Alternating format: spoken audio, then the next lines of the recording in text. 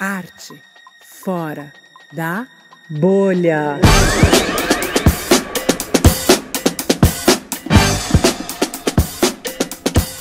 Olá, eu sou a Joana Dória e esse é o Arte Fora da Bolha, um videocast da Caos Curadoria gravado aqui no Escuta Estúdio. Nesse videocast a gente fala sobre temas da arte contemporânea, pensando em alcançar quem já gosta do assunto, mas também quem acha que não entende nada. Nesse episódio, a gente vai abordar o caminho do livro, da ideia até o leitor. Para falar sobre isso, a gente convidou uma pessoa muito especial, que tem mais de 15 anos de experiência no mercado editorial, a Tainá Bispo. Ela é fundadora da editora Claraboia e também da editora Paraquedas. Ela já vai falar para a gente um pouquinho da diferença entre essas empreitadas. E ela também tem um trabalho muito particular que ela elaborou como a editoterapia. Ela já vai falar para a gente disso também. Então, chega junto, vamos entender como é que uma ideia vira um livro para a gente ler. Bem-vinda, Tainá! Obrigada, Jo. Obrigadíssima pelo convite. Estou muito feliz de estar aqui com vocês. Obrigada pela presença. Bom, acho que para começar, você podia contar um pouquinho desses 15 anos, um pouquinho, mais ou menos, dessa sua experiência. Sim. No mercado editorial. Sim. Bom, acho que antes de mais nada, eu sou uma leitora apaixonada, né? Acho que, enfim, todo mundo que ama livros se encontra primeiro na leitura. Então, desde pequeno eu leio muito, fui fazer jornalismo e eu gostava tanto de livros que quando eu entrei no jornal, eu fiquei alguns anos no Valor Econômico, eu fui cobrir mercado editorial, porque eu falava assim, ai, que massa, vou entender como é que funciona esse mercado. E aí eu comecei a entender, conversar com as pessoas, entrevistar, né, os editores, a galera do marketing, comercial e tal, até que eu consegui, na verdade, meio que foi um pouco sem querer, eu fui chamada por uma dessas pessoas que eu entrevistava para entrar numa editora, para ser editora. E foi uma coisa que eu lembro que quando eu entrei, assim, quando eu pisei na editora, assim, pela primeira vez, eu falei, cara, é aqui, assim, nossa, gente, eu tava esperando esse momento, assim, sabe? Tipo, é aqui que eu quero ficar, e isso já tem mais de 15 anos. E aí nesses anos todos eu trabalhei em editoras, né? Algumas maiores, outras menores, mas algumas editoras. Trabalhei muito com autor nacional, muito com estrangeiros, editei alguns autores importantes, fui para as feiras, né? De Frankfurt, Londres, são feiras importantes também. Enfim, negociei, né? Com agentes literários e tal. E aí eu fui percebendo ao longo do tempo que assim, eu tinha um interesse muito grande pelos escritores nacionais, assim, porque, na verdade, trabalhar com os escritores nacionais e os internacionais são tempos diferentes de edição. E eu gostava muito desse dia a dia com os escritores nacionais.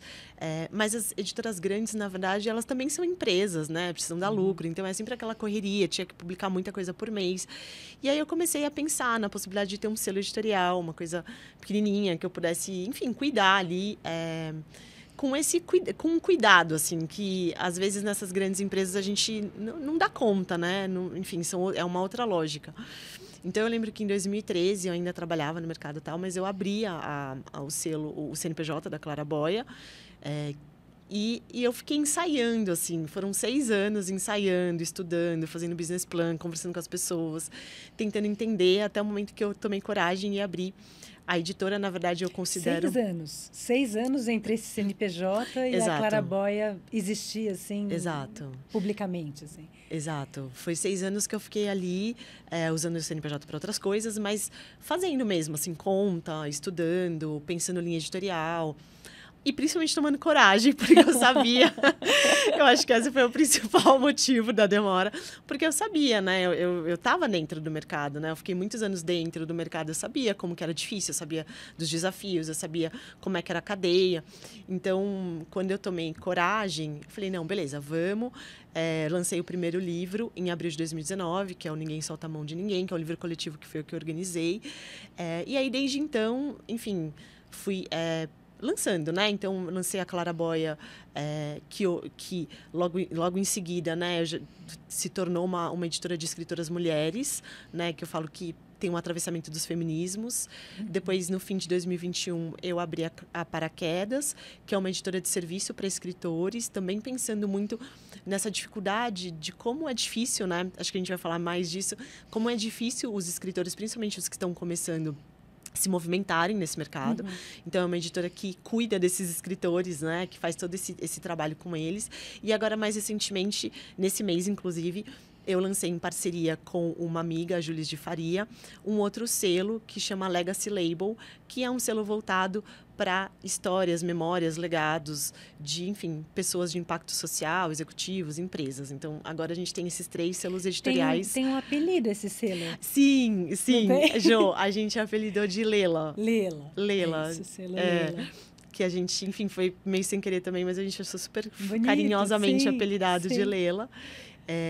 E também nesse processo todo, que acho que a gente pode falar melhor, eu desenvolvi a editora Pia, que é esse divã para escritores também. Então, enfim, foi pouquinho isso. Muitos temas, sim, quero saber muitos tudo, temas. como funciona. Olha, maravilha. Bom, nessa sua trajetória, você mesma menciona, você passou por editoras maiores, editoras menorzinhas, até abrir a sua, com esse intuito, com esse desejo de conseguir fazer de um tamanho que você pudesse cuidar de perto, né, dos processos com cada autora. Você falou agora, a Claraboia, ela desde o início se pretendia uma editora para publicar textos escritos por mulheres. Isso foi... Não, na verdade, isso foi mudando. Não, foi mudando, porque eu tenho a sensação que, pelo menos para mim, encontrar... Enfim, eu sou bem jornalista nesse sentido, assim, sabe? Aquela focos múltiplos, assim, né? Tipo, assuntos, né? Eu tenho um pouco esse lugar do jornalismo, assim, de me interessar por vários temas. Então, para mim, foi muito difícil encontrar um tema, assim. E eu demorei até bastante tempo, porque eu sabia que seria muito importante ter uma linha editorial, ter um foco, né? Porque eu sou independente, não tenho investidor por trás. Então, não tinha que... Quanto menos eu pudesse arriscar, melhor, apesar de saber que os riscos são inerentes a essas empreitadas.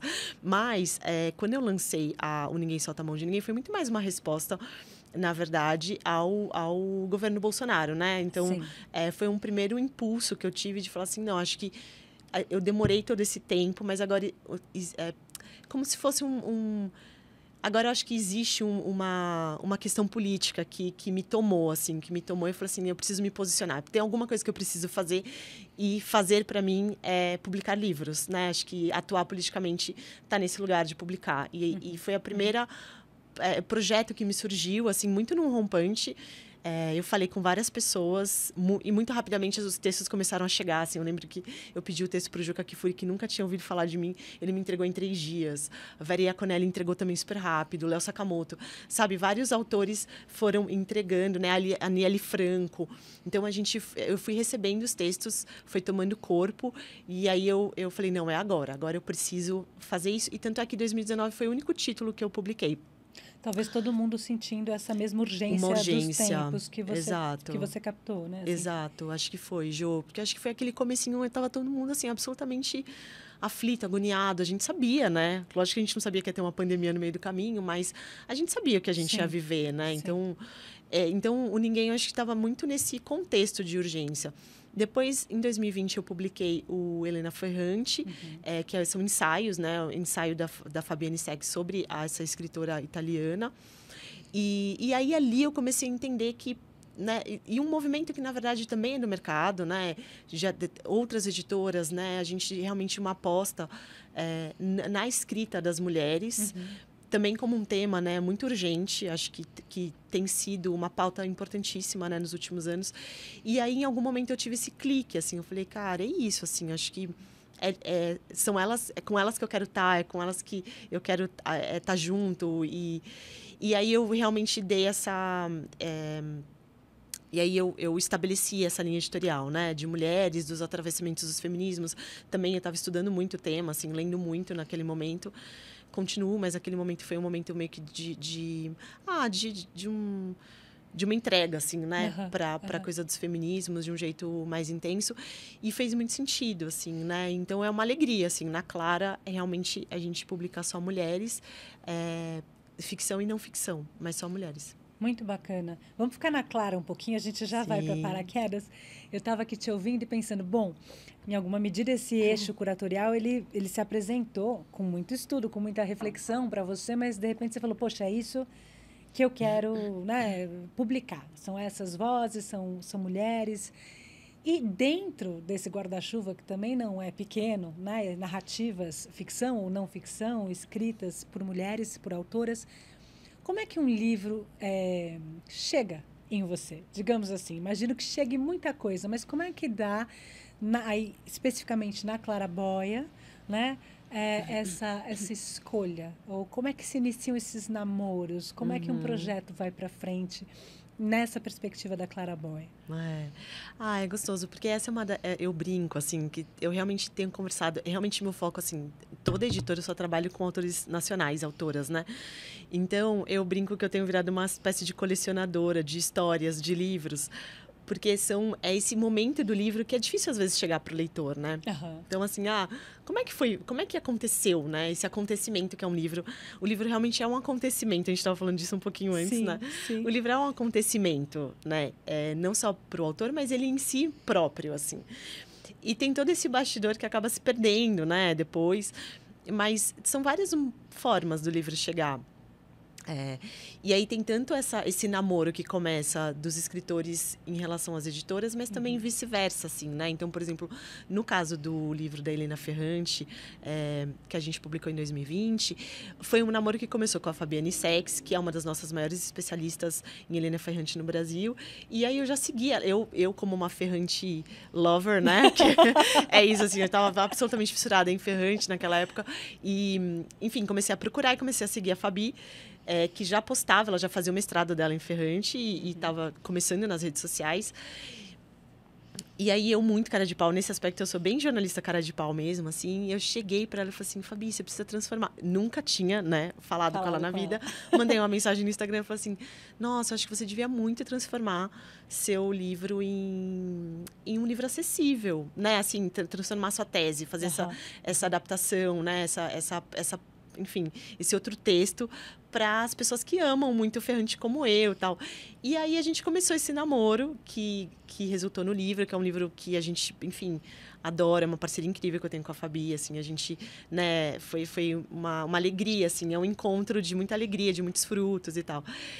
Então tem essa possibilidade, né, o editor, ele tem sempre esse lugar também de muita curiosidade, assim, então às vezes de ir atrás mesmo uma espécie de furo, né, que você encontrou ali, de furo, né? De propor, né? Então, assim, de propor algum tema específico que você perceba, né? Que tá, né? No imaginário ou que tá no ar ali, assim. E você vai lá e propõe. Isso acontece.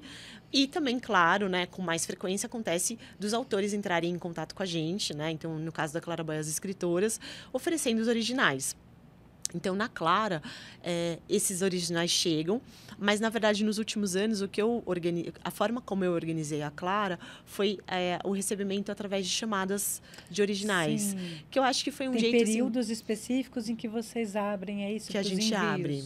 Principalmente para ficção, né? Foi um jeito que eu encontrei de entender, assim, e é muito mágico, assim, né? Porque, de repente, assim, você recebe... a gente fez chamada de poesia e de romance.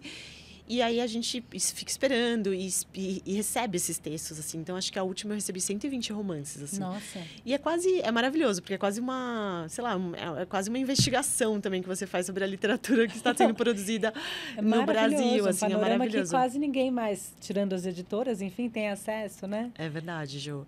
Então, também tem isso, assim, eu fui também construindo dessa forma, que foi um jeito também de, enfim, de realmente encontrar vozes, de entender o que está sendo produzido, de estar junto com essas mulheres, assim. Então, a gente trabalha a gente lança pouco, né, na Claraboia, mas tem esses dois... O que é pouco, Thay? Assim, pensando em mercado editorial, uma editora, como você diz, independente, lançar pouco, qual é o volume, qual a frequência? Varia muito, Jo, porque aí também tem, as editoras mudam, cada editora tem um modelo de negócio próprio, né, varia muito. Mas, por exemplo, ano passado a gente lançou 6 no total, esse ano a gente vai lançar 3. Então, é isso, assim, a gente fica, né, cada ano... nesse momento, em 5 anos, a gente tem 16 livros em catálogo. Então... Sim, uma média de 3 por ano. Por aí, assim. E o que mais determina essa intensidade de lançamento tem a ver com perspectivas orçamentárias, orçamento e tal? Sim. Ou também, sei lá, algum tipo de trabalho, trabalho no bom sentido, assim, que os processos... geram, né? Dependendo do livro, ele precisa de um tempo maior?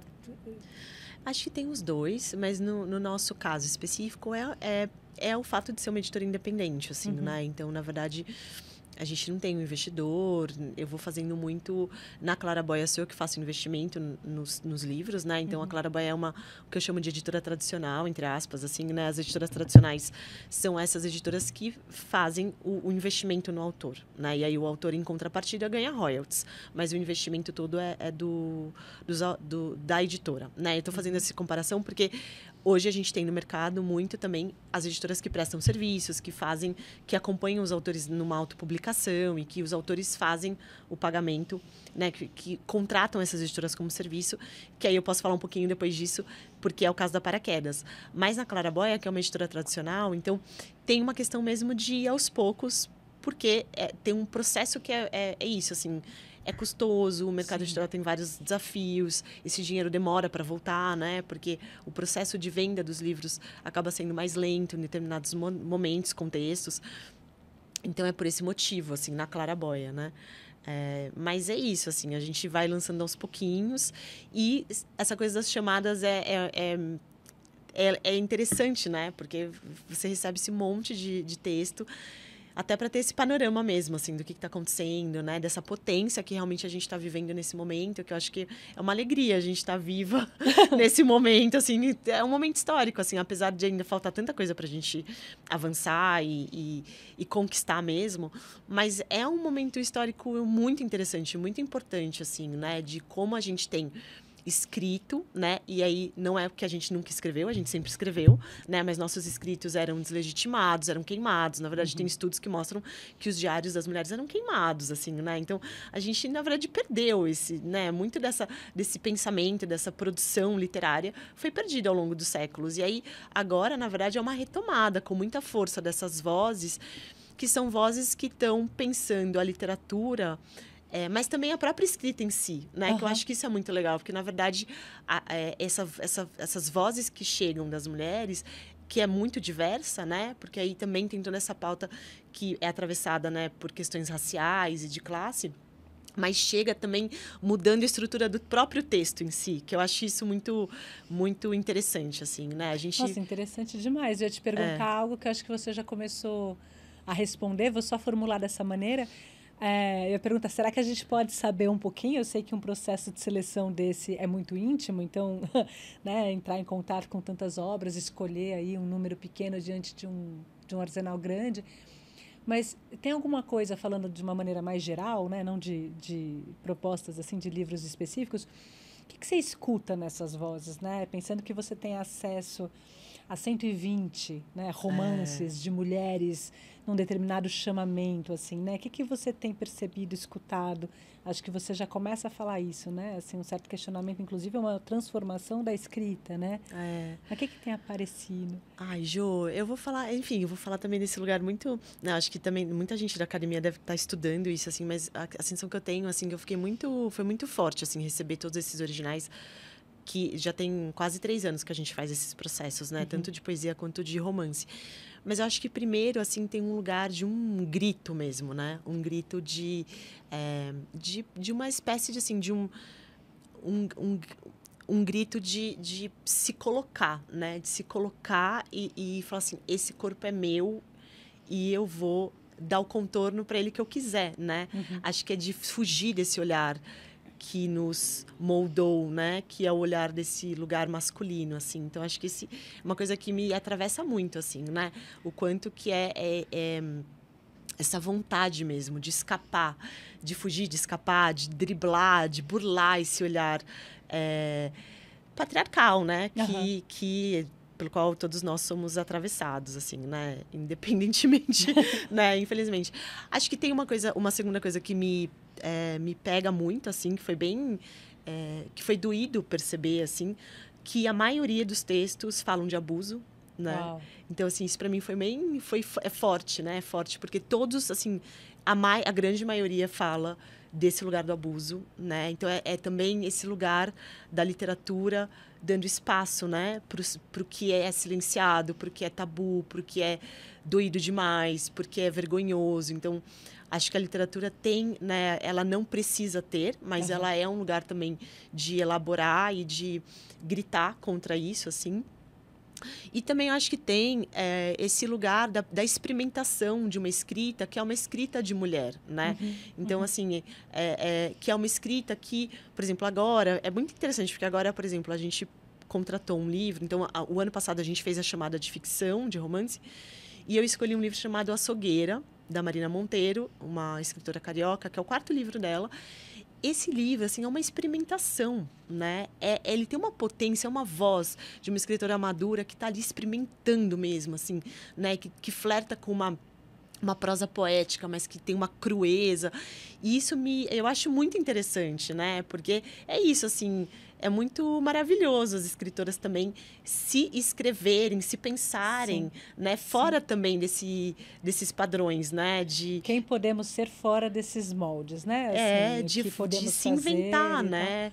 De se inventar, assim, que eu acho que também a gente está nessa procura, né? A gente precisa se inventar. Quem é essa mulher que a gente quer ser, né? Para além desses olhares que moldam a gente, assim, né? Então, eu acho que a literatura traz essas questões, tanto na questão temática, né? De conteúdo, mas também de forma, sim, né? De como você vai elaborando esses textos e vai trazendo essas questões, assim. E isso tudo é muito mágico, assim. Acho que a gente vive esse momento muito, muito importante, assim, muito... então, acho que apesar da gente ainda ter muito para caminhar, eu sempre falo isso, né?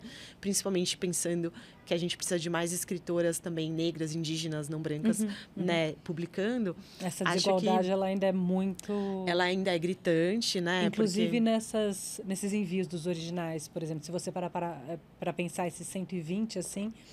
A discrepância nesse sentido, ela ainda é muito violenta. Jo, isso foi também uma coisa que foi bem difícil de perceber, assim, que eu acho que mostra como a estrutura brasileira, ela massacra mesmo, assim, né? Porque, por exemplo, nessa chamada que eu fiz, eu recebi 120 textos. Eu acho que chegaram... Acho que 5 textos de mulheres negras, assim. Nossa. E eu acho que isso, assim, tem várias questões, claro, né? É claro que também tem toda uma reflexão minha de como que eu chego nessas pessoas, né? Todo um Instagram que, né? Enfim, tem várias questões. Mas foi um lugar que eu entendi também que quem tem tempo para escrever um romance, né? Sim. Quem são as mulheres que têm tempo para escrever um romance? O romance, ele é um projeto de fôlego, né? Ele é um projeto que demanda anos, ele demanda investimento, né? No sentido de, às vezes, fazer curso, às vezes fazer, né, leitura crítica. Mas são anos, né? De tempo, né? Eu acho que a Andrea Del Fuego fala isso muito bem. Eu sempre cito a Andrea, porque eu acho que ela é uma mulher muito... que traz isso sempre, né? Ela fala assim, quais são as condições materiais que a gente tem para escrever? E ela está falando, na verdade, algo que a Virginia Woolf já falava, sei lá, em 1800 e pouco, né? Que ela fala, cara, a gente precisa de um teto. Teto todo seu, né? Exato. Esse texto da Virginia. Da Virginia, pode então... pôr a citação depois, para quem quiser. Que é importante... E que, ao mesmo tempo, é importante, mas, assim, caramba, que merda, né? A gente ainda está falando disso, né? A gente ainda está falando de condições materiais de mulheres, principalmente de mulheres negras e indígenas e tal. Então, isso mostra, por exemplo, essa discrepância muito absurda nessa pequena amostragem, né? Muito particular, mostra o quanto que essa estrutura do Brasil massacra mesmo, assim. Então, na verdade, a gente precisa... de política pública, na verdade, né? A gente, lógico, que tem todo o mercado. Acho que o mercado editorial, nesse aspecto, tanto as editoras independentes quanto as editoras grandes, estão muito atentos a isso. Assim, acho que realmente tem um trabalho genuíno e bem feito. Enfim, tem suas questões também, mas para trazer bibliodiversidade para as livrarias, para as bibliotecas. Mas, realmente, a gente precisa de política pública para fazer com que, né? Precisa de edital, precisa de fomento mesmo, porque senão a gente, assim, a estrutura, ela massacra mesmo, assim, né? Então, acho que essa coisa dos romances mostra muito Isso porque você precisa, de fato, de condições materiais para escrever. Não, veja, não é que você não precise de condições materiais para escrever contos ou poesia. Não é disso, não tô falando disso. Mas eu digo, o romance, ele tem essa particularidade que ele exige muito tempo, né? Tempo de vida das pessoas, né? Então, eu acho que é algo para a gente refletir mesmo. E aí, a partir disso, tentar entender como é que a gente se movimenta, né? Pensando, então, em exemplos que já acabaram surgindo na sua fala, você estava citando duas autoras com quem você trabalhou de forma muito diferente, né? Sim. A Fabi, a primeira, você encontra no Instagram pelo seu interesse na Helena Ferrante, que é uma autora que mobiliza muito interesse, muito desejo, e principalmente das mulheres, das leitoras, né? E aí você provoca ela a pensar um deslocamento da linguagem de uma tese para um livro que talvez possa conversar com várias pessoas. Sim. E no caso da Marília Monteiro, que você fala que ela chega na Claraboia, por exemplo, num quarto romance. Esse romance me pareceu, na tua fala, que ele já chega um pouco mais pronto, assim, né? Mas, enfim, como uma proposta, esse é meu livro, meu quarto livro, onde eu estou fazendo uma experiência de linguagem. No caso da Fabi, por exemplo, como é que se deu a continuidade dessa troca? Como é que foi seu papel como editora nesse sentido, tendo provocado um trabalho que ela vai se debruçar sobre a partir de uma pesquisa que ela já realiza, claro, mas em que a feitura do livro está se dando já em relação com a editora? Qual a diferença, estou aqui me perguntando, né, das etapas de trabalho nesse sentido? Ai, pois é, Jo, eu acho que tem esse momento, assim, né, que é acho que é realmente um encontro que acontece entre o editor e o autor, né, e a autora. E aí eu acho que tem... É um encontro muito único, assim, no sentido de que é único naquele momento específico, daquele livro específico, né? Acho que cada livro também tem sua própria história. O mesmo escritor vai viver cada livro de um jeito muito diferente. E, às vezes, E a relação que se estabelece muda muito, né? Então, às vezes, um livro, por exemplo, alguns livros já chegam, eles estão num lugar de uma maturidade, né? Porque o autor já passou por leitura crítica, ou porque ele está no momento ali que... Enfim, né? O livro já chega num momento em que a gente provoca menos, que a gente edita menos, né? E aí tem alguns que chegam num outro momento, né? No caso da Fabi, a Fabi escreve muito bem, né? Muito bem mesmo. Então, assim, ela foi readaptando, né? Os capítulos da tese, foi me mostrando. E aí eu fui fazendo algumas provocações, mexi algumas coisas, mas realmente ela escreve muito bem, assim, né? Então, ela também tinha muito ela já fez essa adaptação com cuidado, pensando no público leitor, né? Num público não acadêmico, assim. E aí a gente foi fazendo essa troca até o momento que a gente chegou no texto final. Quanto tempo esse processo, mais ou menos? Eu não vou lembrar agora. Eu não lembro agora, Jo, porque já tem um tempinho. Já tem um tempinho, assim. Mas eu lembro que foram uns meses, assim. Foram uns meses de vinda. E aí depois eu lembro que... Enfim, depois também tem toda a parte, assim, que entra uma outra pessoa, né? Porque eu faço essa primeira edição e tal, mas depois entra uma pessoa também para preparar texto, depois tem diagramação, depois tem revisão. Na verdade, o livro, ele é uma ação coletiva, né? Vamos estruturar isso, então. Quais são as etapas, da feitura do livro? Sim. Alguém escreve, né? Ou começa escrevendo alguma coisa ali. Eu vou responder com uma coisa que eu tenho falado muito, que tem sido meio que um tema meio de paixão da minha vida, né, ultimamente, que eu acho que, assim, na pandemia, em especial, a gente teve um boom de oficinas de escrita criativa, né? Foi um momento super importante, assim, no sentido de algumas oficinas já existiam, mas sempre presenciais e tal, e aí, realmente, na pandemia, foi um lugar de encontro, assim, né, até de sanidade mental, assim, manutenção de sanidade mental, em que as pessoas estavam ali mergulhadas em seus próprios textos, produzindo. E eu acho que essa pergunta que você me fez, na verdade, eu vou um pouquinho antes, né? Que, assim, eu tenho falado muito isso, assim, a gente tem esse estereótipo de um escritor que precisa de muitas horas de silêncio, né? Que fecha a porta e fica lá horas olhando para a tela em branco, né? E que é uma imagem, um estereótipo, sei lá, provavelmente de um homem branco europeu, né? Que com não tá aqui escritório. no super escritório, aquela coisa tipo de, sei lá, né? isso não existe, né? Assim, talvez algumas pessoas aqui no Brasil possam ter, né, esses privilégios, mas na verdade a real é que tá todo mundo correndo para pagar boleto e fazendo o que é possível fazer, né? E aí a escrita se torna uma urgência na vida das pessoas, as pessoas que escrevem, ela se torna uma urgência, ela se torna um lugar muito importante, mas também de muita angústia, porque é muito difícil você criar uma rotina de estudo, de escrita. É muito difícil, assim, colocar isso no dia a dia, né? Porque as outras demandas da vida, né? As condições materiais vão impondo um ritmo próprio, assim, né? Eu sempre brinco que é o ritmo do boleto, né? O ritmo né? O livro, né? Da palavra é uma lógica, né? Mas existe a lógica do boleto que vai se sobrepondo.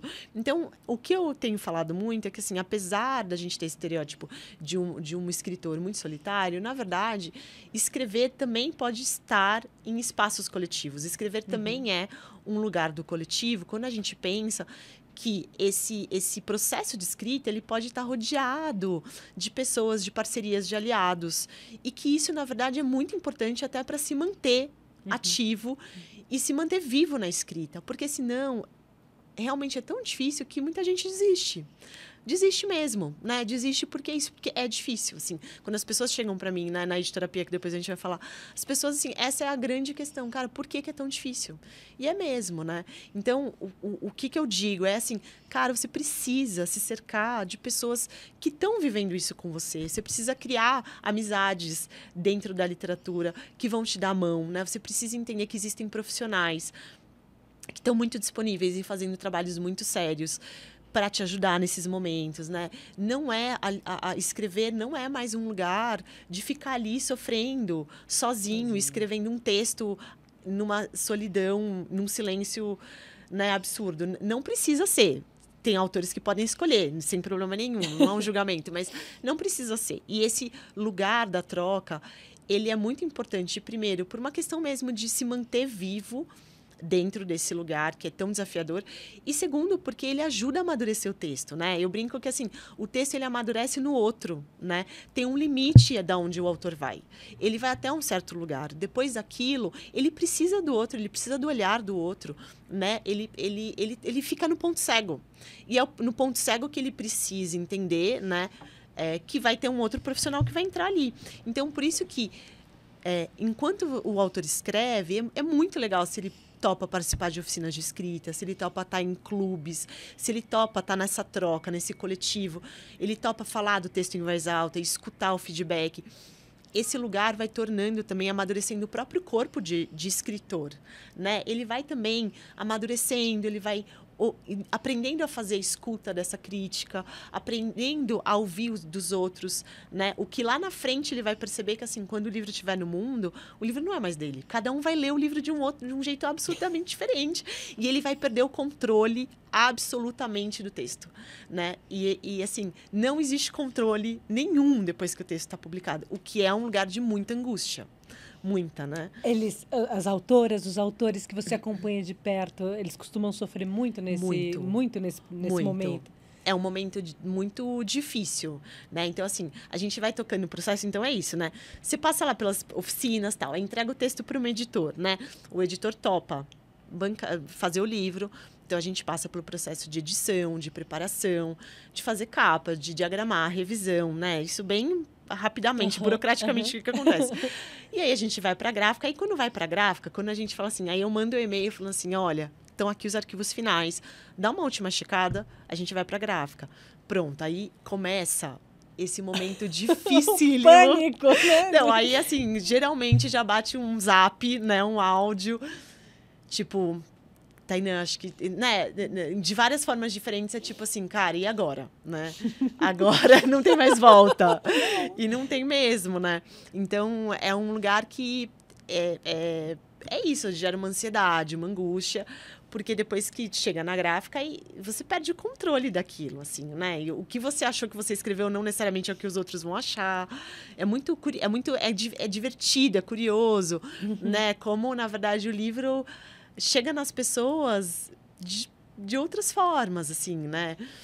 Sim, eu fico fazendo um paralelo com a minha área de origem, né? Que são as artes cênicas. Eu acho que todo mundo vive isso na entrega de qualquer obra de arte, de qualquer linguagem. Mas eu fico pensando, diferente do livro, diferente do cinema, por exemplo, no teatro, tudo bem, né? Dificilmente você vai revolucionar a peça inteira ao longo de uma temporada, mas você ainda tem uma possibilidade de ação a cada apresentação. É Então, verdade. a gente pode, né, mudar um texto que você fala, não, pera, ontem a gente fez, não é isso, hoje vamos fazer assim, uma cena reensaia, rever, essa luz não tá legal, ou a intenção, a gente está percebendo que no público está chegando de um jeito que a gente quer, assim, tudo bem, a peça é um pouco aquela, né, acho, não sei, assim, de muitos casos em que a gente apaga tudo e no final de semana seguinte tem outra peça para o público, é mais difícil. Mas você tem uma ação viva, né, em tempo real, que é um filme, né, sendo exibido ou um livro à venda numa livraria, você já não tem mais, né? Não Assim. tem mais, Jo. Não Deve tem. ser angustiante mesmo. Não tem mais. Eu acho que a gente entra nesse lugar, assim, eu tenho uma escritora que é uma professora minha, assim, amiga muito querida, que é a Jerusa Zelnes, que ela fala, né? Ela fala assim, ela diz para mim, livro é oferenda, né? Então, assim, a partir do momento que você entrega o livro, é isso, você tá ofertando ali, você tá entregando algo muito precioso seu para um desconhecido, né? Então, é isso, assim, é um lugar que é isso, né, um lugar de não controle, e aí cada um lida de um jeito, né? É muito particular como cada um vai lidar com essa situação, com esse momento. Mas é por isso que eu acho que também a gente tirar esse estereótipo de um escritor, de uma escritora muito solitário, ele ajuda muito nesse processo. Porque quando o escritor, ele passou o texto foi passando na mão de algumas pessoas, ele foi mostrando, ele foi discutindo, ele foi entendendo, né, seu próprio texto, né? Ele foi sendo cutucado ali, provocado, e ele pôde explicar certas coisas, ou ele teve a chance de modificar ou de amadurecer. Para mim é tão importante, né? Por isso que esse processo de edição, que para mim esse processo pode começar até antes, no sentido de participar de uma oficina de escrita ou contratar uma leitura crítica, né, de um escritor profissional, né, ou mais experiente, passando pelo processo de edição do texto, né, que aí acontece dentro de uma editora, né, de ser provocado, de ser cutucado ali. Ele é tão importante, ele é muito valioso, porque na verdade o escritor também ganha esse corpo, né, de uma maturidade, de falar assim, não, mas isso daqui eu fiz intencionalmente, assim, né, existe uma consciência desse texto que só é obtida nesses processos, nesse processo com o outro, né? E então eu acho que isso tem sido, a gente tem vivido também isso de um jeito muito interessante no Brasil, que é entender o quanto que o texto pode estar nessa troca também, que não é algo tão... Claro que vão ter aquelas horas, muitas e muitas horas, que vai ser absoluto silêncio e solidão. Mas essa troca também ela é muito importante, assim. Quer dizer, é lógico que também tem escritores que não gostam, mas eu acho que ela é muito valiosa, ela pode ser muito valiosa. E isso também ajuda muito no próprio amadurecimento do próprio mercado editorial, né? Porque essas trocas também vão trazendo entendimento sobre o mercado, sobre que tipo de autor você quer ser, que tipo de escritor você quer ser no sentido da divulgação da sua obra, como é que você quer lidar com a sua obra perante o público, o que você quer fazer perante essa obra que vai ganhar o mundo e que você vai perder o controle. Como é que você vai agir, né, nesse momento, assim? São perguntas que, se você está com o outro, né, em algum momento você vai ser provocado nesse lugar, assim, né? Então, eu sou bem fã, assim, desses processos, de essas experiências coletivas com o texto, sabe? São experiências de colaboração. Você está aí falando, eu estou falando, é um alívio poder ter também, eu acho, no nosso imaginário cultural coletivo, uma outra foto, né, de um escritor, de uma escritora, que não necessariamente essa pessoa nesse quarto vazio. Pode ser, né? Assim, vazio, digo, sozinho, né? Assim, pode ser uma escolha, mas legal pensar em outras teias, né, outras redes possíveis. Estava te ouvindo, e aí, pensando aqui o seguinte, o tempo do boleto, o ritmo do boleto. Essa feitura aí em múltiplas etapas que, né, o livro precisa, né? Inclusive com essa perspectiva, essa possibilidade dessa maturação em diálogos. Eu acho que eu te li falando alguma coisa que é a literatura é da ordem da lentidão. Tô somando essas peças do quebra-cabeça. Não vai parar isso, né? Não vai parar em lugar nenhum. Eu estava aqui pensando assim, uma outra coisa que é um tópico que acabou até surgindo, né? Nessa nossa perspectiva das perguntas que vocês podem fazer para a gente trazer para as conversas com as convidadas e tal. Eu já vou misturar isso aqui, a gente ia deixar para o final, mas eu já vou trazer aqui junto, que é essa questão da formação. Apareceu uma pergunta assim, né? Sou uma pessoa que gosta de escrever, não tenho formação nessa área. É preciso, é necessário? Acho que você já começou a dar uma certa visão, sua perspectiva, mas acho que um pouco essa questão de é uma profissão onde essa formação mais rigorosa na área, ela virou uma demanda mais recente, né? Porque a gente sabe quantos escritores, autores que foram jornalistas, psicanalistas, advogados, enfim, mas essa proliferação, hoje em dia a gente vê cursos livres, oficinas, mas a gente vê graduação, pós-graduação, né? Especialização em escrita criativa. Acho que eu tenho a impressão de que tudo isso, nesse nível de oficialização, assim, né? De uma trajetória acadêmica ou de uma formação, é mais recente. Enfim, tô pensando isso tudo, juntando essas peças e pensando em algo para a gente também se aproximando da editora Paraquedas, né? Que é esse começo, esse perfeito. início, né? Como faz? Como é que começa? Alguém que esteja interessada em, né, trilhar aí os rumos da escrita, né? Como profissão. Jo, né? Não, total. Eu tenho algumas respostas aqui possíveis. Mas primeiro, assim, eu falo muito isso que eu realmente acredito que a literatura ela tem um lugar de lentidão, né? E até por isso eu acho que ela em si mesma é resistência perante o que a gente vive, né? Nesse lugar, desse capitalismo super neoliberal, de aceleração, né? Dessa rapidez, né? Então, o que eu tenho percebido, assim, o que eu tenho pensado, e aí é um pensamento, né? Que eu acho que realmente ser... E aí eu também como editora, né? Vivo isso, né? Eu vivo esse lugar que é da lentidão, que são de processos que, às vezes, fluem, né? De movimentos muito diferentes, com autores muito diferentes. E aí eu acho que assim, tem uma palavra que é o tensionamento, né? Uma tensão constante que existe entre essa vida que é pagar boleto e a gente se dedicar à literatura. E isso eu também vivo dentro da editora. São tempos diferentes, são lógicas diferentes, né? É claro que tem escritores que escrevem muito rápido, né? Mas não é todo livro que você consegue escrever muito rápido, né? E também tem autores que são mais lentos, né? Então, assim, na verdade, eu acho que tem esse lugar que é de uma tensão constante e que eu acho que isso é muito difícil para os escritores. E eu tô falando também né, como editora, mas habitar essa tensão é difícil. Mas também é necessário, porque, na verdade, não dá muito para escapar dela, né? É uma tensão constante entre... quanto tempo eu vou dedicar, né, para escrita, mas eu preciso pagar boleto, como é que eu faço? Enfim, né, entendendo que é um caminho longo, na verdade não é um tiro curto, né? Você vai fazer oferta, vai ser oferenda, vai ser entrega e talvez não aconteça nada, né? Assim, é muito difícil falar isso, mas é verdade. A gente está num risco e numa aposta que é constante, né? Como é que você faz tanta entrega, você se dedica tanto para algo que você não tem o menor controle e nem o menor... Você pode fazer o maior planejamento de marketing, você pode planejar tudo tintim por tintim. Cara, pode ser que não vire. Né? Ninguém vai te dar garantias de nada. Não existe garantia nenhuma. Então, essa tensão, ela é muito difícil de lidar com ela, né?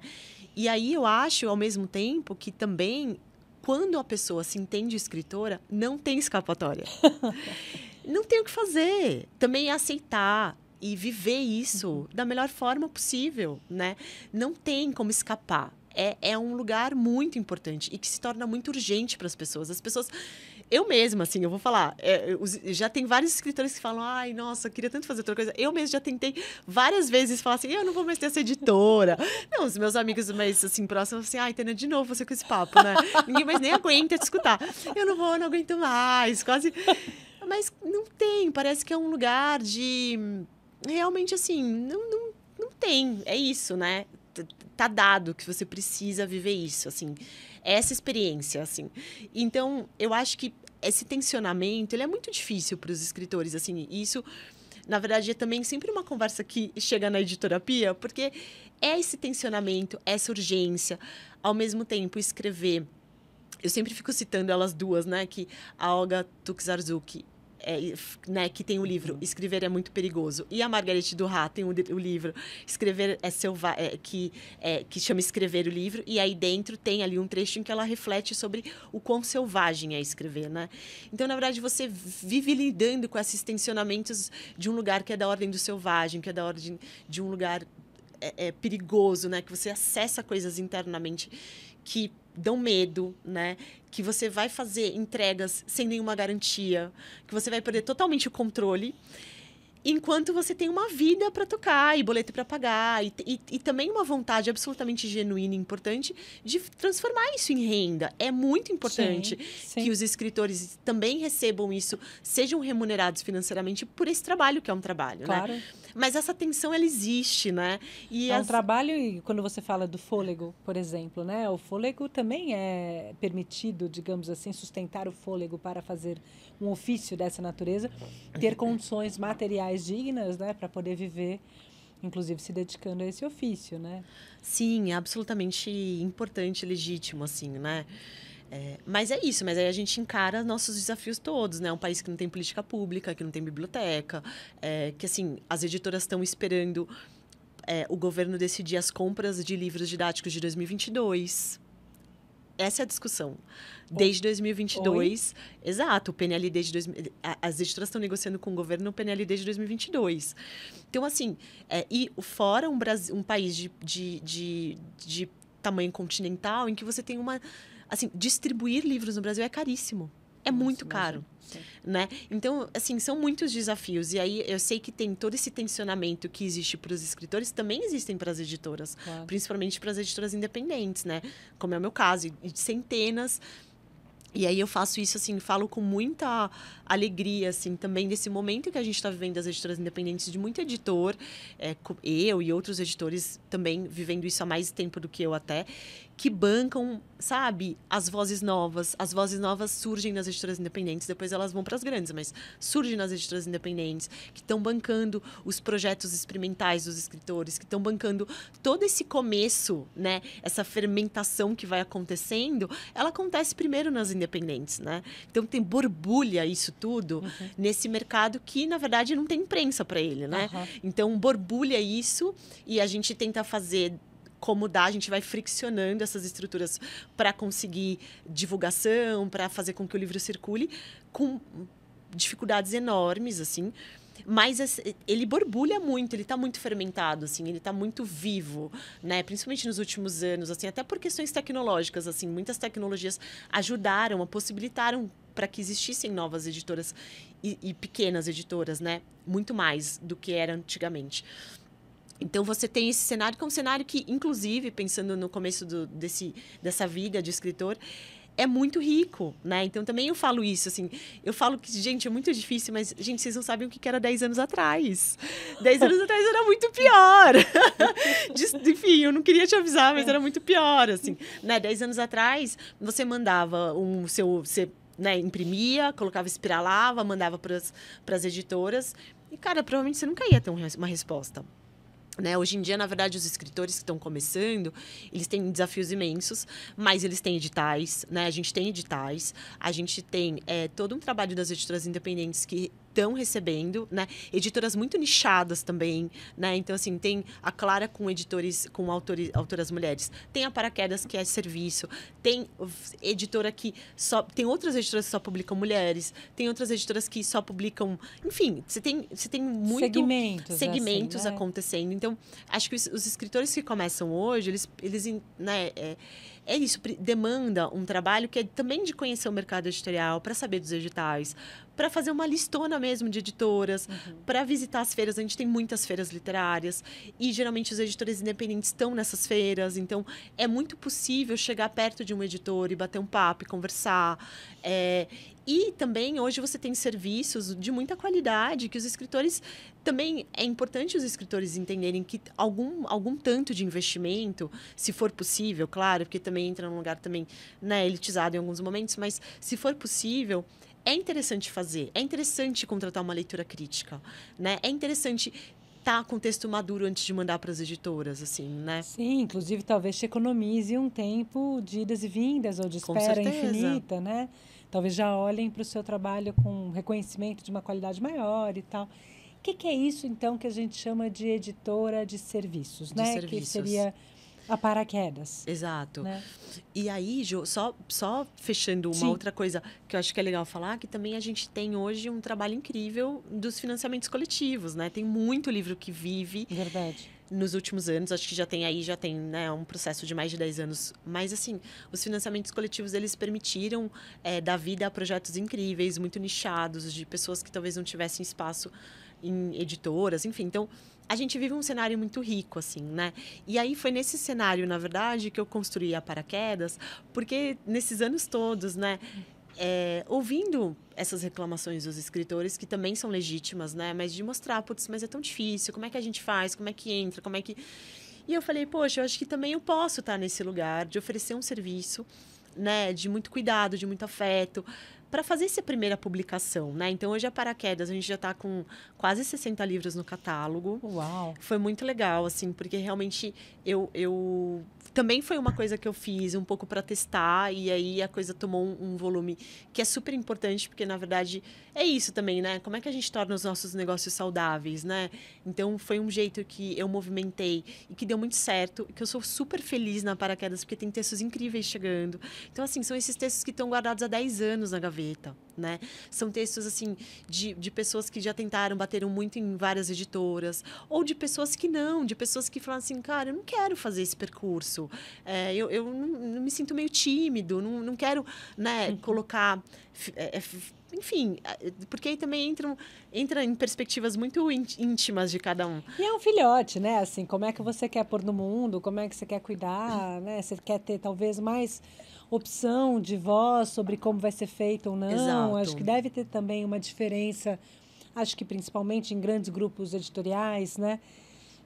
De quando você consegue acompanhar os primeiros passos, começar a andar, ou é uma coisa que você entrega e ver um pouco acontecer de longe, né? Que tem a ver um pouco com essas angústias que a gente estava falando também. Total, Jo, mas eu acho que é isso, na Paraquedas é isso, assim, né? Na verdade, tem uma curadoria, então é um serviço, baseado em absoluta transparência, né? Com o que a gente entrega, com os valores propostos e tal. Que é isso, acho que é um investimento que alguns autores querem fazer e podem fazer, né? Nessa publicação, geralmente uma primeira publicação, e que a gente faz com muito cuidado. Então, assim, essa troca, né? Então, o texto chega no Word, a gente faz a troca, a gente provoca, a gente amadurece, a gente pensa a capa juntos, a gente, né? O autor vai acompanhando todo o processo, e é isso. Depois a gente distribui, depois a gente transforma em e-book. Tem alguns livros que a gente conseguiu vender para a Amazon, vai virar audiolivro pela Audible. Tem, né? A gente inscreve em prêmios. Então, a gente cuida de todo esse processo. E aí eu chamo de serviço porque é isso, assim, né? Existe uma relação comercial e às vezes os autores topam fazer, ou porque estão com o livro muito tempo guardado, ou porque querem estar mais perto, ou porque é um primeiro livro e quer entender melhor como é que funciona esse primeiro livro. Tem sido muito legal, porque assim, os autores estão voltando, né? Esse mês a gente está lançando o terceiro livro de um escritor nosso, o Paulo Camossa, que é um querido. E assim, gente, ele tem, assim, é o terceiro livro de poesia dele. O primeiro foi Microcontos, depois esses últimos 2, poesia. Ele escreve desde os 15, né? Então, assim, é uma produção que estava ali guardada, assim, né? Então é muito bonito também, é muito emocionante ver esses escritos saindo da gaveta, e dando forma e dando voz para essas pessoas que, assim, até um tempo atrás, realmente seria muito mais difícil, né, publicar, porque a gente tinha um mercado muito mais, enfim, era um outro contexto, assim. Mas eu acho que hoje a gente vive esse momento, que é um momento super bonito, assim, né, das pessoas também entenderem que, poxa, eu também tô aqui, eu tenho escritos, eu quero amadurecer esse projeto, eu quero fazer uma coisa bonita, né? E ter a possibilidade de fazer isso com cuidado. Não, maravilhoso. Bom, então, o que é editorapia? Adoro, Jo. Jo, a editorapia é isso, né? Eu juntei as duas palavras, meio que... E aí, um dia eu estava fazendo uma editorapia e uma escritora, que depois foi publicada, inclusive, ela falou assim, eu entendi, é um divã para escritores. E aí eu cheguei nesse slogan, ela me deu de presente, na verdade, uma mulher, uma escritora muito querida. E aí eu falei, é verdade, é um divã para escritores, né? Eu acho que tem essa vontade minha de... eu acho que, assim, são muitos anos trabalhando com escritores e entendendo o mercado editorial. E eu sinto que, assim, para eles é muito importante, às vezes, só sentar e tomar um café. Assim, acho que muitos, né, em muitos momentos, falaram assim, cara, eu queria só entender como é que funciona, né? Como é que é a cabeça de um editor? É claro que a minha cabeça é muito particular, né? Não generalizo, mas é claro que são muitos anos, né? Tipo, e tem coisas que, assim, o mercado funciona desse jeito. Então, a editoterapia, geralmente é um encontro de 1 hora e meia, e que eu parto muito dessas perguntas, dessas questões, das angústias mesmo que o escritor traz. Porque às vezes às vezes ele tá num estágio em que ele ainda não lançou o primeiro livro, e aí ele quer entender. Às vezes não, às vezes ele já lançou, né? Ele já lançou. Por exemplo, agora mesmo, recentemente, eu fiz editoterapia com uma amiga, que ela está no 4º projeto, o 4º livro, e ela vai fazer financiamento coletivo. Então, na verdade, eu organizei com ela esse pensamento de como fazer, de como né, depois eu ajudei ela a fazer a planilha. Então, a editoterapia, na verdade, é absolutamente moldável a esse encontro, sempre a partir dessas questões que chegam, assim. Que às vezes podem ser coisas muito práticas, tipo, como é que funciona um agente literário? Uhum. Como é que eu sei que meu livro está pronto? Como é que, né, assim, algumas perguntas que se repetem, mas também às vezes de coisas muito particulares, né, de muito, muito íntimas, assim, de questões muito profundas dos escritores que não é que eu vou dar uma resposta, né? Às vezes é isso, às vezes eu tenho uma resposta muito prática, porque eu falo assim, olha, funciona desse jeito, né? Mas também um lugar de uma troca, de pensar caminhos juntos, de realmente fazer, experimentar, assim, né? No sentido de pensar coisas juntas, assim. Voltando sempre nesse lugar de que não precisa ser tão solitário, né? Assim, não precisa estar nesse lugar, de um lugar sozinho, né? Você tem hoje pessoas com quem você pode compartilhar e que podem te dar caminhos, sugestões, né? E eu gosto muito dessa coisa de pensar junto, porque é isso, assim, cada autor tem uma trajetória muito particular, cada livro tem uma história muito particular, então, assim, também não dá pra gente ficar padronizando, não tem fórmula pronta. Então, se a gente não se dedica ali a entender aquele contexto muito específico, assim, é capaz de incorrer em... sei lá, em questões que podem ser sérias, assim, né? Tô lembrando agora uma vez que a gente estava fazendo uma editoterapia. Na verdade, eu estava até numa editoterapia em grupo, assim, com várias mulheres. E aí uma escritora bem jovem falou assim... Tem em grupo também. Às vezes eu faço. Legal. Às vezes eu faço em grupo. E aí, também, às vezes eu faço só com mulheres, porque as questões das mulheres... são particulares também, né? Então, eu estava nesse grupo e uma escritora jovem, assim, virou para mim e falou assim, eu, na verdade, conversei com um consultor, um escritor, e ele falou que eu devia me ater a apenas um gênero literário, porque ela gostava de escrever, sei lá, livro de vampiro, romance açucarado, enfim, ela estava... E ele falou, ele achava que eu devia escolher apenas um gênero literário para eu investir minha carreira nesse gênero e fazer toda a minha trajetória nesse gênero, né? Aí eu falei assim, como é que você está se sentindo com isso? Você se achou interessante? Fez, né? Deu uma provocada, assim, para entender como é que você recebeu isso. Ela falou, eu travei. E aí eu olhei para ela e falei assim, porque porque não tem essa necessidade, né? Não tem. Alguns escritores vão fazer uma trajetória mais linear no sentido de escrever livros que estão mais dentro de um gênero literário, mas outros não, né? Então, assim, se para você é importante dar vazão, às vezes, a um romance, às vezes a um outro tipo de livro, a um outro gênero, a um thriller, por que você vai se limitar nessa questão pensando no depois que é a divulgação, ou nessa carreira literária que você... Não estou dizendo que não vão ter desafios, mas tá vendo? Você travou, né? Então, tem esse lugar, né, que é um lugar, né, Ju, de muita delicadeza. Na verdade, assim, que são os processos criativos, que são... que exigem essa delicadeza, porque a gente está lidando com esses, né, com os desejos mais íntimos, com uma libido, né, com o selvagem, com o perigoso. Então, acho que isso mexe muito, né, com os escritores, ainda mais quando está muito no comecinho, quando está formando, quando está com muitas dúvidas. Então, acho que é muito legal poder escutar, né, e fazer essas trocas, assim, para amadurecer. Muito legal esse projeto, uma escuta fina, né? Precisa ser, de fato, alguém atinado aí para ouvir outro. Essa sua sacada, por exemplo, tudo bem. Então, dali a pouco parece que uma coerência de gênero vai ser uma estratégia bacana, mas, na verdade, para aquela autora foi uma trava absoluta.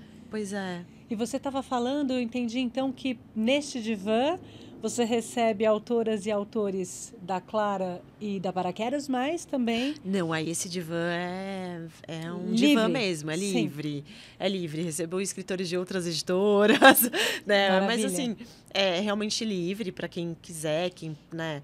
Mas geralmente, assim, a maioria está um pouco nesse lugar de escritores que ainda não foram publicados, né, escritoras, ou que lançaram o primeiro livro, mas que estão tentando se entender, né, como é que divulga, como é que faz, enfim, acho que... E muitas vezes também o livro está pronto e fica muito... que é um momento importante. Também terminou o primeiro livro e aí falar, e agora? O que eu faço, né? E aí, claro que você pode, né? O divã é legal nesse lugar também de falar assim, será que eu preciso passar por uma leitura crítica? Será que ele está pronto para ir para uma editora? Mas eu preciso de agente literário. Mas eu tento as editoras grandes, né? E é isso, você quer tentar as editoras grandes, então como é que faz para chegar nas editoras grandes? Não, mas eu quero as independentes. Não, mas o mais importante é publicar. Ou não, eu quero publicar, mas eu espero. Enfim, muitas perguntas. Tem, a fritação, né? Assim, total. Aliás, você falou disso, eu vou fazer um adendo aqui. Quem é o agente literário, então, nessa cadeia?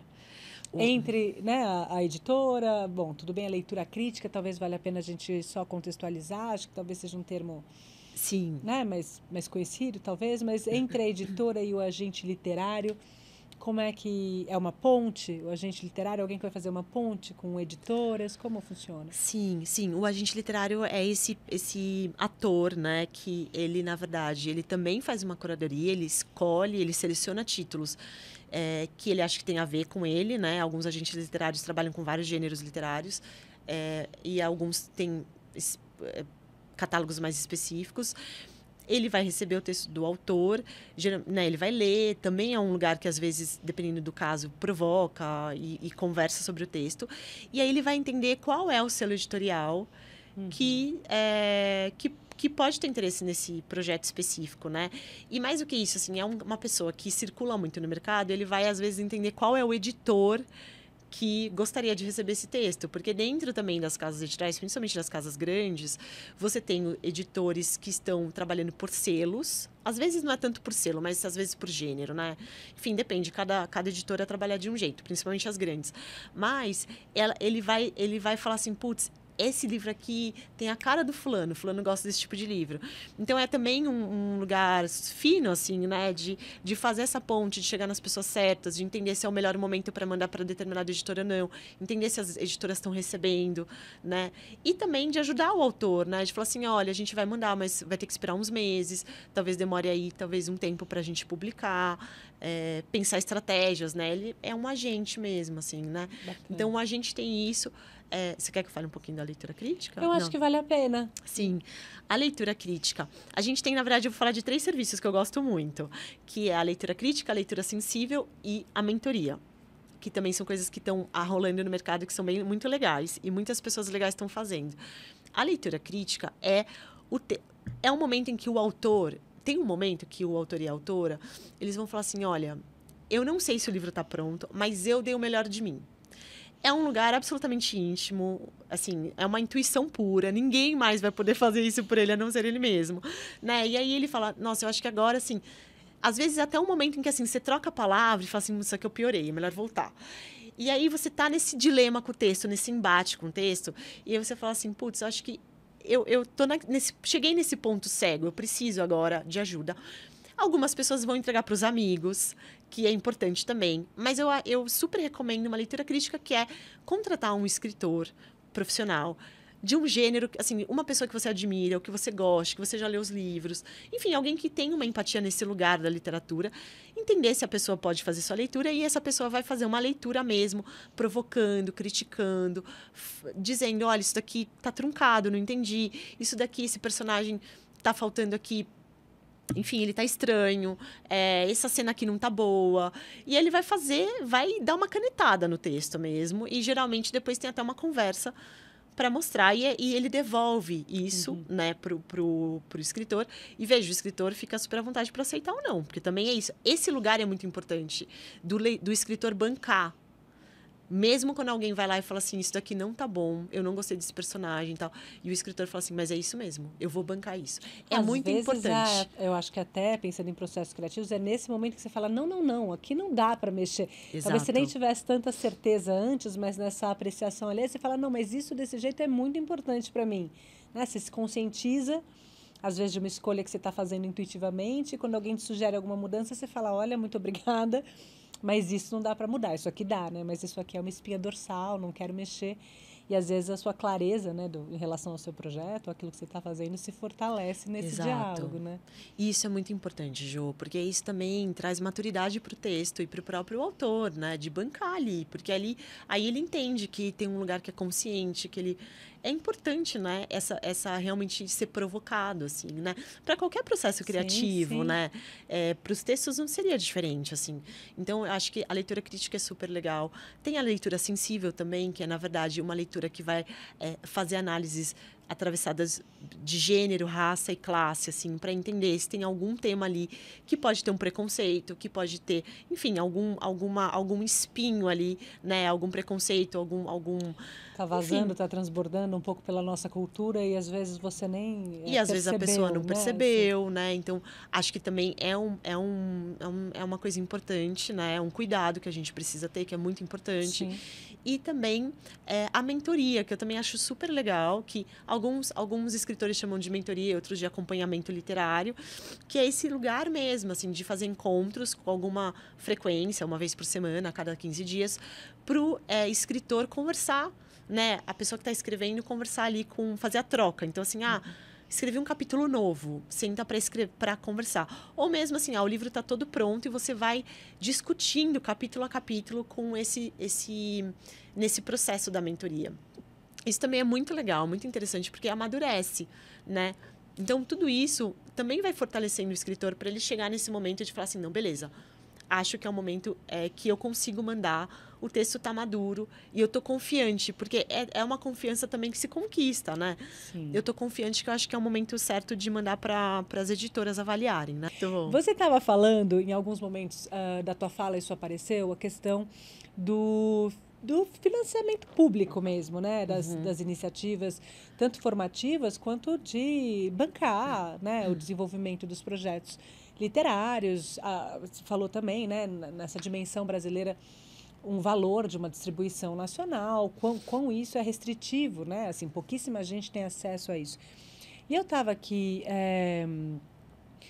me perguntando também, lembrando de um outro papo que a gente teve, em que a gente falava, bom, o livro está caro no Brasil, né? Essa fala que a gente escuta sempre. Tudo bem, o poder aquisitivo caiu horrores, a gente vive, né, uma crise de vários aspectos, não vou entrar nesse papo aqui, isso é outra pauta, mas, ou seja, a gente consegue imaginar que esteja caro comprar livros, né?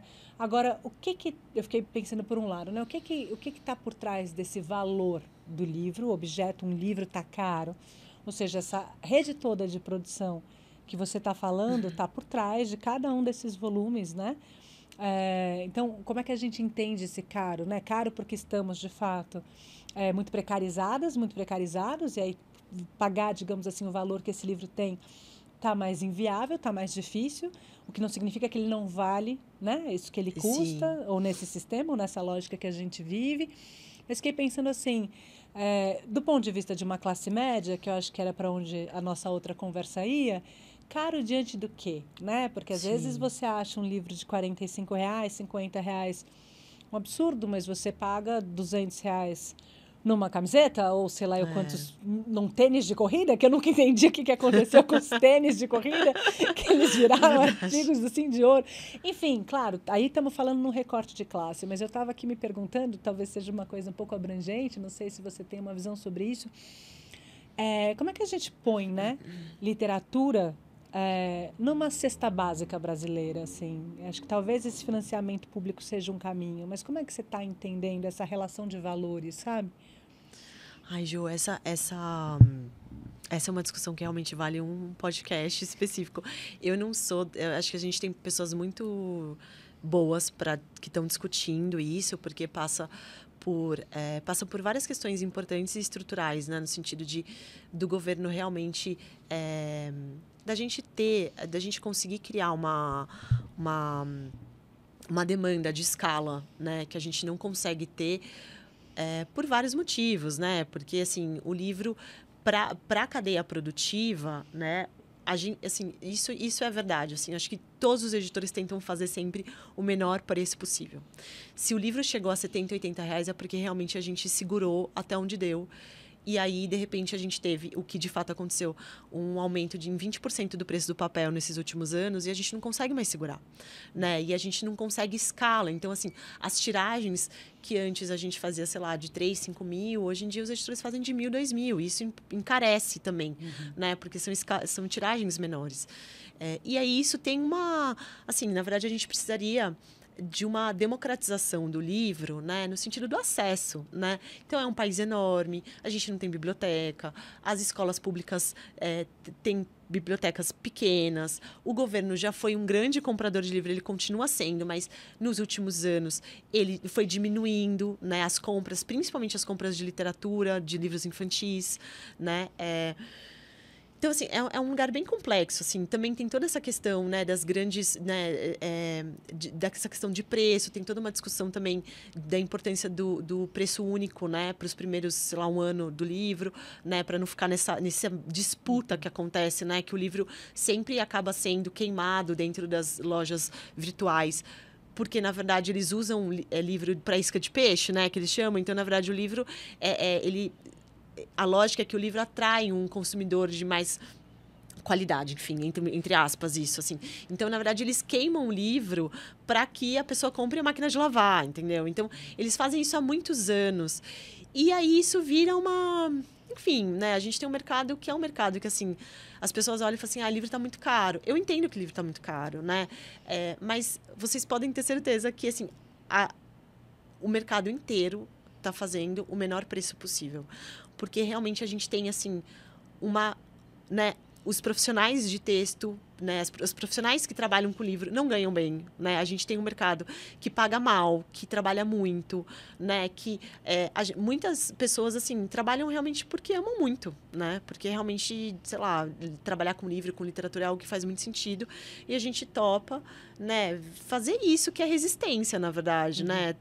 A gente tá aí, muitos com empregos precarizados, porque todo mundo frila. E a gente está fazendo o mercado acontecer, apesar de todas essas coisas, assim. Eu acho que tem uma discussão super complexa e que envolve muito poder público, né? Muito também as nossas prioridades enquanto país, né? Assim, educação não é uma prioridade nesse país, assim, né? Então, a gente tem problemas muito graves, assim. Ao mesmo tempo, fica aqui também o que eu tenho percebido nos últimos anos, é que, assim, não é que a gente não tem um país de leitor. A gente também tem me parece, né? Isso é uma coisa muito minha, mas também tem vários ativistas falando. Inclusive, eu sempre cito a Bel Mayer, que é uma grande ativista do livro, que ela fala, eu conheço um Brasil que lê. E eu também, né, eu tenho feito um trabalho voluntário há 1 ano que eu vou ler livros para os meninos de uma Fundação Casa, meninos presos, e eles gostam de ler. eles leem, eles ficam assim, meia hora, 40 minutos mergulhados em quadrinhos, em livros, em desenhos. Ali, eles mergulham naquele objeto que é um lugar da fantasia, que todo mundo que tem acesso gosta, né? E eles leem, eles deixam o marcador de página no livro, porque eu falo que eu vou sempre levar os mesmos, aí eles mantêm ali para terminar na próxima vez que eu for. Então, assim, é também um lugar que a gente tem visões muito equivocadas, né? Da gente enquanto país, enquanto Brasil, enquanto brasileiro. A gente fica falando, mas brasileiro não lê, brasileiro não lê. Brasileiro lê, né? Brasileiro lê. Como é que lê? Lê no celular, né? Tipo, lê no celular. Lógico que tem uma puta pirataria de livro que ninguém gosta, mas as pessoas, enfim, leem, né? Troca, empresta livro. Então, eu acho que é um lugar que é muito... Enfim, é super complexo, acho que entra aí em mil questões, mas a gente tem um país que gosta de ler, que a gente tem escritores incríveis, a gente tem muita bibliodiversidade, né? Eu acho que o que falta, a sensação que me dá muitas vezes é que a ponte, a gente tem uma ponte muito capenga, no sentido assim, você tem muitas editoras fazendo muitos livros legais, né? Realmente apostando em bibliodiversidade, trazendo, né? Fazendo o esforço de trazer autores novos. Você tem uma população que quer, né? Ler essas histórias novas, que quer ter acesso a mulheres escritoras, a escritores negros, a outras histórias que não sejam essas histórias que a gente já conhece tanto, essas mesmas narrativas, nessa narrativa única, na verdade. Mas a gente tem um problema grande dessa ponte, assim, né? Então, assim, a gente não tem quase livraria, a gente não tem biblioteca, né? O governo compra cada vez menos livros, as escolas não têm livro, né? As famílias estão empobrecidas, não conseguem comprar livro para ter em casa, que é algo muito importante, né? A gente tem também uma questão seríssima, que é essa discussão com as redes sociais, com o celular, todo mundo meio dopado ali na tela, né? Como é que, né? Uma discussão imensa de... Essa semana mesmo saiu um artigo na Folha dizendo, gente, a gente precisa tirar essas crianças do celular, né? Porque isso, assim, o celular, ele tira essa potência, né? De imaginar, da imaginação, do lúdico. Isso é do livro, né? Então, na verdade... O livro, acho que ele enfrenta... Essas discussões são muito profundas e a gente vive no Brasil sempre essa urgência, infelizmente, na verdade, né, desse país que... Cara, a gente está sempre nessa urgência de, tipo... A gente não aguenta mais ver as pessoas morrerem de fome, né? Assim, dessas pessoas, tipo, na rua, né? As pessoas... Então, é muito maluco porque são muitas urgências e o livro fica ali, né? Nesse lugar, um pouco nesse não lugar, de algo que é absolutamente importante para a formação de uma cidadania, de fortalecimento da democracia que está sendo tão atacada. E, ao mesmo tempo, não tem um lugar porque tem mil outras coisas que vão acontecendo na frente, assim, né? E são discussões difíceis, não são discussões fáceis de serem feitas. Então, também exige debate, exige profundidade. E tem muita gente fazendo isso, né? Gente, tem muita gente... Eu estou em vários grupos de WhatsApp, tem muita gente que, super ativista, trabalhando lá, enchendo o saco no governo, indo nas associações, trabalhando muito para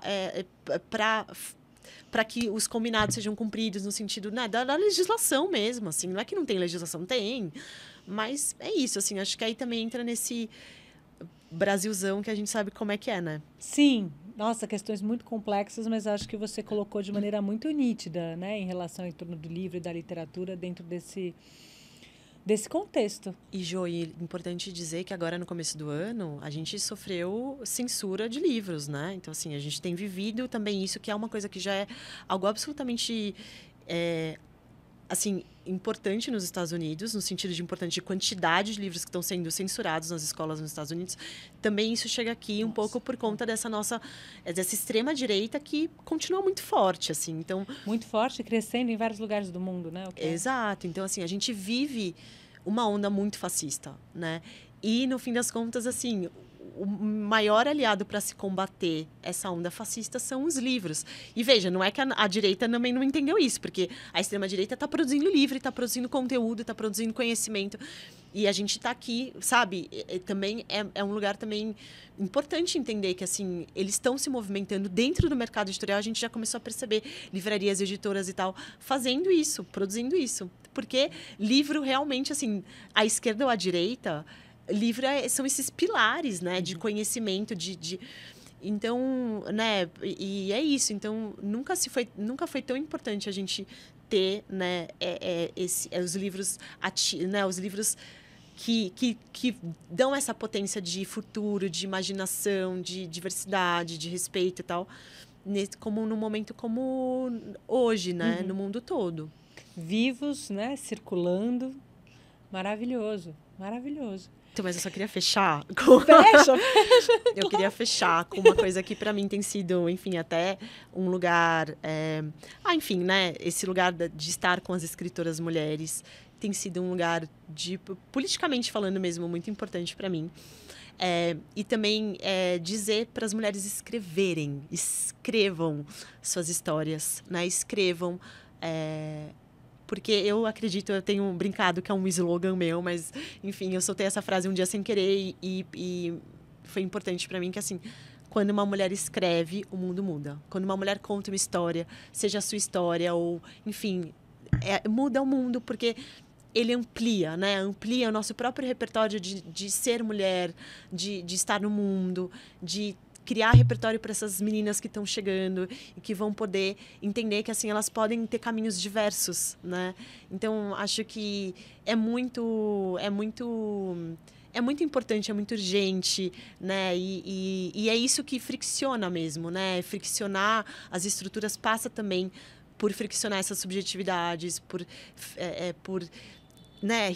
Tipo, dar uma... realmente colocar em xeque essa narrativa única, né? De entender que a gente tem outras narrativas, são muitas, são diversas. Então, nós mulheres, assim, né? Brancas, negras, indígenas, né? Latino-americanas, enfim, que a gente escreva muito, sabe? Que a gente escreva do jeito que a gente quer escrever, né? Que a gente crie os nossos personagens de acordo com o que a gente acredita, assim. Eu acho isso muito, muito potente. Isso né? É muito forte, assim, muito forte. E então eu fico aqui mesmo, assim, sabe? Eu tô falando muito isso porque as mulheres, nesses anos todos, né, que eu tenho falado com muitas mulheres, quando as mulheres falam eu escrevo, vem quase como um lugar de culpa, como se estivesse fazendo uma confissão. Né? E isso é importante a gente escrever e a gente se colocar e a gente compartilhar e a gente dar a mão uma para outra para que a gente não desista desses textos, né? Para que eles não fiquem na gaveta, para que eles ganhem mundo, para que eles cheguem nas pessoas, nas leitoras que estão chegando, né? E que vão encontrar um caminho mais arejado, mais aberto para conseguirem trilhar, assim, sabe? Então, acho que fica aqui meu pedido, minha convocação, assim, para realmente escrever e se lançar nisso, assim, por mais que seja perigoso e selvagem. Nossa, perigoso e selvagem, deu mais vontade ainda. Eu vou somar essa convocação, então. Além das mulheres escrevam, né? Vamos, gente, diversificar as narrativas que a gente lê, né? Porque acho que isso também é um chamado, verdade. Né? A gente está querendo que mais pessoas possam escrever. Vamos pensar também em quão diversa, né, é nosso conjunto de referências literárias. A gente está diversificando as vozes e as narrativas que a gente lê. Acho isso importante. Isso permeia a sua fala. Total. Desde o início. Olha só, vamos colocar todos os links aqui, mas acompanhe então Editora Claraboia, Editora Paraquedas, Tainã Bispo, para ficar em dia com todas essas reflexões, com as novas publicações e essas ações tão diversas que a Tainã promove. Muito obrigada por ceder esse tempo, por esse papo tão delícia com você, Tainã. Obrigada, Jo. Obrigada pelo convite. Espero que vocês gostem. E é isso. Obrigadíssima. Adorei. Foi ótimo. A gente que agradece. Obrigada. Esse foi mais um Arte Fora da Bolha. Se vocês tiverem vontade de sugerir um tema, uma linguagem, uma artista, uma questão, um debate, manda pra gente sempre na Caos, que é Caos_Curadoria, lá no Instagram. Até mais!